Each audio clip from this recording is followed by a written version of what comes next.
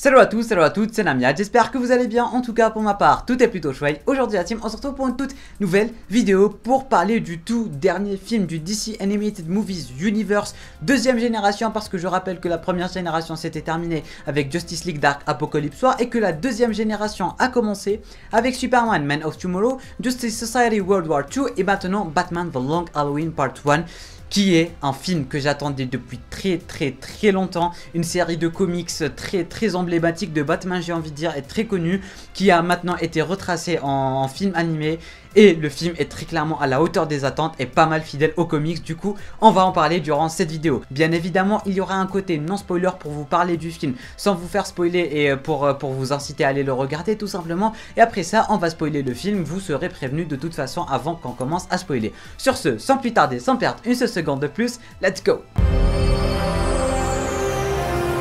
Le film était vraiment super génial et je m'attendais pas à ce que ça soit aussi beau et aussi bien que ça. Il était aussi très fidèle aux comics, il y avait limite beaucoup de scènes qu'on pouvait rapprocher aux comics qui se ressemblaient vraiment et c'était juste génial. Les dessins étaient juste vraiment excellents, les dessins rien à dire, une pépite. Les combats aussi rien à dire, vraiment super bien chorégraphiés, super beau à voir visuellement, c'est juste un régal. La voix VF de Batman est bel et bien de retour, la fameuse voix qu'on connaît tous depuis les dessins animés, depuis tous les films et tout. Elle était là, du coup le côté nostalgie il était présent aussi. Pour ceux qui connaissent pas les comics, le synopsis du film est simple. En gros, on est dans les premières années de Batman ou les premières années d'expérience de Batman. On voit un Batman qui vient de commencer. On remarque directement que Batman n'est pas aussi futé qu'on le connaît et qu'il vient de débuter. Il n'arrive pas à faire des cascades, il est pas trop chaud en tant que détective. Il savait même pas que son rôle était d'être un peu détective. Il savait pas que le fait d'être Batman allait l'inciter à devenir détective et à résoudre des meurtres et tout. Vraiment, il savait rien de tout ça. Il était encore nouveau dans le domaine, nouveau dans le boulot. Il connaissait pas vraiment toute la corruption. Il croyait juste qu'il fallait arrêter les malfrats de Gotham et ça s'arrêtait là. Le film mettait vraiment le paquet sur son côté détective et c'est ça vraiment que j'ai adoré. Et j'espère aussi voir ça dans The Batman qui va arriver en 2022 de Robert Pattinson. Vraiment, j'adore le côté détective de Batman. Malgré que sur ce film, il n'était pas vraiment présent. Enfin, du moins, il était présent, mais Batman savait pas comment s'y prendre et c'était son début ou du moins sa première enquête qu'il devait élucider en tant que Batman, en tant que détective. Et c'est ça qui va en fait lui ouvrir les portes en tant que détective, en tant que vrai Batman tel qu'on le connaît et tel qu'on le connaît dans son apogée tout simplement. Un tueur en série et en liberté dans Gotham City et a pour but de tuer toute la concurrence des familles mafieuses de Gotham. Et du coup, toute l'histoire va se jouer sur le fait que Batman doit trouver qui est ce mec. Il s'est trompé, il y a des gens qui sont morts de sa faute,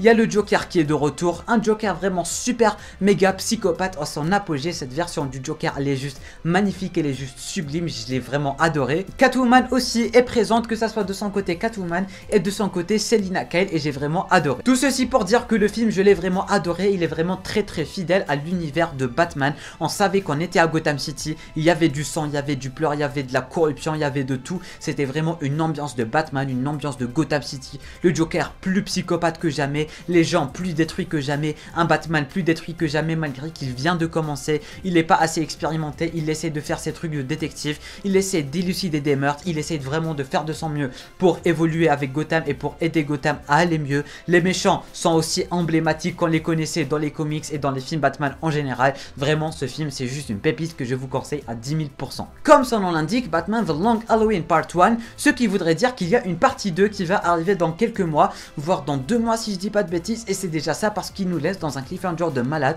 et c'est clairement une dinguerie ce film. Alors si tu n'as pas regardé, fonce regarder. Si tu es fan de l'univers de Batman et si tu connais pas le comics, fonce regarder parce qu'il est très fidèle. Il va vraiment mettre le paquet et tu vas vraiment super kiffer l'ambiance de ce film de Batman qui est vraiment très batmanisante. Sur ce, terminé avec le côté non spoiler, on se tourne vers le côté spoiler. Première des choses que j'ai adoré et je m'attendais pas à ce que je kiffe ça parce que généralement j'aimais pas vraiment la relation entre Batman et Catwoman, ni Bruce Selina. Bon, Bruce Selina j'aimais bien, mais Batman Catwoman j'aimais pas, mais j'étais surpris, j'ai vraiment adoré la relation qu'entreprenait Batman avec Catwoman ou Batman avec Selina ou Bruce avec Selina parce que oui, apparemment Selina elle savait que c'était Batman et tout et j'ai vraiment trouvé ça super génial. Je m'attendais pas à ce que je aime ou plutôt à ce que j'aime, je sais pas pourquoi j'ai dit je aime, mais en tout cas je m'attendais pas à ce que j'aime le couple Batman Catwoman aussi bien parce que de base je le détestais tout simplement. Le Joker, comme je le disais au début, non spoiler, il est tout aussi psychopathe qu'on le connaissait et c'est limite une de mes versions préférées du Joker. Il en a rien à foutre de tout, il veut juste éliminer la concurrence, c'est-à-dire le mec avec le pistolet tétine de bébé. Et du coup il voulait vraiment mettre le paquet du genre, il y a toute la ville de Gotham, il va asphyxier toute la ville de Gotham juste parce que peut-être bien que ce mec là il est avec eux, de quoi éliminer la concurrence. Vraiment un Joker sorti de nulle part, vraiment aussi psychopathe qu'on le connaît, aussi psychopathe et aussi symbolique que le Joker devait être, et j'ai vraiment adoré. Le côté détective de Batman vraiment était vraiment à son apogée, j'ai envie de dire. J'ai adoré le fait qu'il commence à être détective et qu'il se trompe à 10 000 reprises. La fameuse scène où il était en train de poursuivre Catwoman, on voyait qu'il était en difficulté, il n'arrivait pas à la joindre, il tombait, les cascades n'étaient pas trop ouf, et du coup c'était tout à fait normal parce que c'était ses premières années, voire sa première année, et du coup il n'était pas aussi expérimenté que le Batman qu'on connaît. Et je vais pas vous le cacher que personnellement ça m'a un peu dérangé parce que Batman, vous savez à quel point je l'aime, à quel point je le symbolise en quelque sorte, et du coup ça m'a vraiment dérangé le fait de voir Batman aussi impuissant et aussi imparfait que ça. Mais j'ai vraiment adoré le fait qu'il montre son côté humain et du fait qu'il peut pas vraiment tout faire dès son début, et c'est vraiment motivant de voir Batman tel qu'on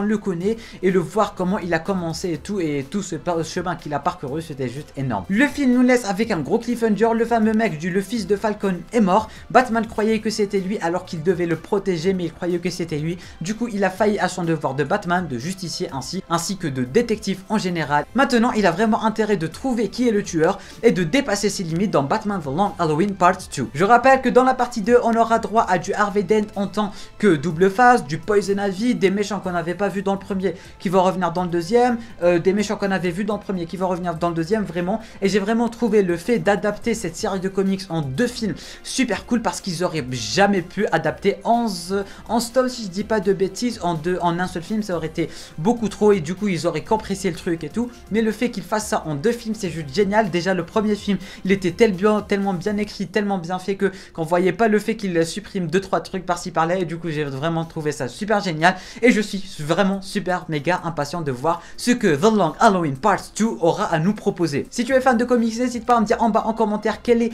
ton avis sur le film vis-à-vis des comics que tu as lus, enfin vis-à-vis des comics Batman The Long Halloween tout simplement. Si tu connais pas les comics, n'hésite pas aussi à me dire en commentaire quel est ton avis sur le film, comment tu l'as trouvé, est-ce qu'il est fidèle à l'univers de Batman, et spoiler, oui il est méga fidèle à l'univers de Batman tout simplement, et c'est limite un de mes films Batman préférés animés bien sûr. N'oublie pas de mettre un petit pouce bleu, de t'abonner à la chaîne YouTube si ce n'est pas déjà fait, et moi je te dis à très bientôt pour une toute nouvelle vidéo. C'était Namiat, porte-toi bien.